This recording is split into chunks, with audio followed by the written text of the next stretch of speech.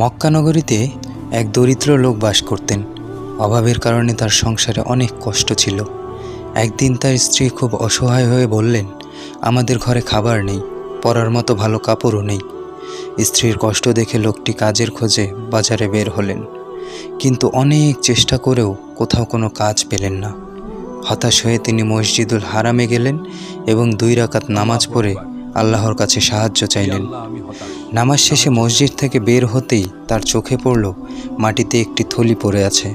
তিনি সেটি তুলে খুললেন এবং অবাক হয়ে দেখলেন ভিতরে 1000 দিনার স্বর্ণমুদ্রা।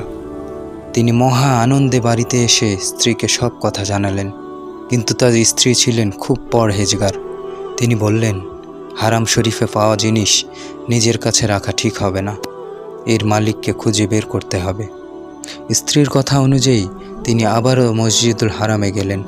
সেখানে গিয়ে শুনলেন এক ব্যক্তি চিৎকার করে বলছেন, কেউ কি 1000 দিনার ভরা থলি পেয়েছেন? লোকটি সাথে সাথে এগিয়ে গিয়ে বললেন, হ্যাঁ, আমি পেয়েছি, এই নিন আপনার থলি। ঘোষণাকারী থলি হাতে নিয়ে দরিদ্র লোকটিকে অনেকক্ষণ পর্যবেক্ষণ করলেন। তারপর হাসি মুখে বললেন, এই থলিটি আপনিই রেখে দিন। শুধু তাই নয়, এর সাথে আরও 9000 দিনার নিন। দরিদ্র লোকটি অবাক হয়ে জিজ্ঞেস করলেন, কেন? আমাকে এত টাকা দিচ্ছেন কেন? এই ব্যক্তি হেসে উত্তর দিলেন, সিরিয়ার এক ধনী ব্যক্তি আমাকে 10,000 দিনার দিয়েছিলেন। তিনি আমাকে বলেছিলেন 1000 দিনার হারাম শরীফের চত্বরে ফেলে এসো। এরপর যে ব্যক্তি ফেরত দেবে বুঝে নিও সে পরম আমানতদার। সেই ব্যক্তিকেই পুরো 10,000 দিনার দিয়ে দিও, কারণ সেই এই সম্পদের প্রকৃত হকদার, আর আপনি সেই আমানতদার ব্যক্তি।